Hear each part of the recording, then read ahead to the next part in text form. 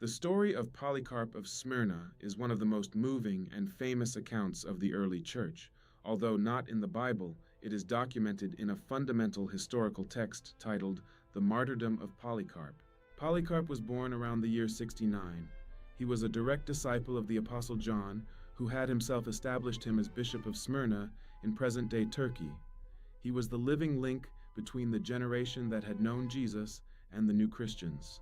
He was a respected man, known to all for his gentleness, profound wisdom, and unwavering faithfulness to the teachings of the apostles he had received directly. His presence stabilized the early communities of believers. But around the year 155, under the reign of the Roman Empire, a shadow spread over the city. A brutal persecution broke out against Christians in Smyrna. The crowd, stirred by political and religious tensions, demanded the death of Christian leaders. Polycarp, then 86 years old, did not seek to flee at first, preferring to stay among his people. However, his friends, fearing for his life, convinced him to temporarily withdraw to a small farm in the countryside for his protection.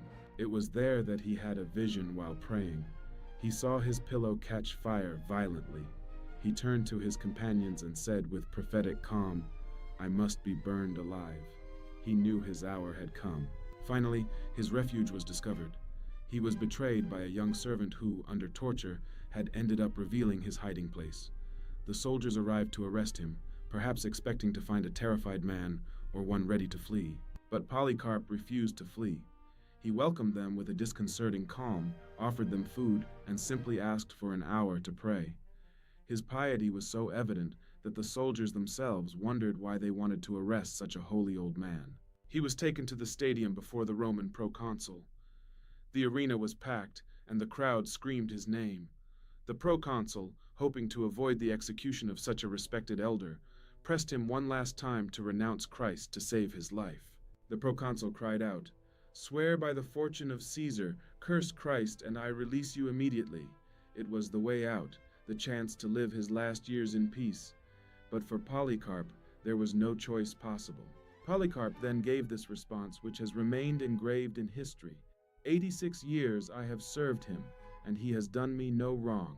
How then can I blaspheme my king who saved me? The proconsul threatened him with wild beasts, then with fire. Polycarp replied without trembling, "You threaten me with a fire that burns for an hour and is soon extinguished, for you ignore the fire of the judgment to come reserved for the ungodly." The proconsul ordered him to be burned alive. The executioners wanted to nail him to the stake so he wouldn't move in the flames, but he told them, "Leave me as I am. He who gives me strength to endure the fire will also give me to remain still without your nails." They were content to tie him. The account says that once the fire was lit, the flames formed like a protective arch around him, without touching his body. He did not burn, but seemed rather like bread being baked, or gold being purified in the furnace. Seeing that the fire did not finish him, the executioner was ordered to pierce him with a dagger. Thus Polycarp rendered his last breath, faithful to his master until his last heartbeat, witnessing a peace that surpasses all understanding. The death of Polycarp, far from discouraging Christians, strengthened their faith in an unexpected way.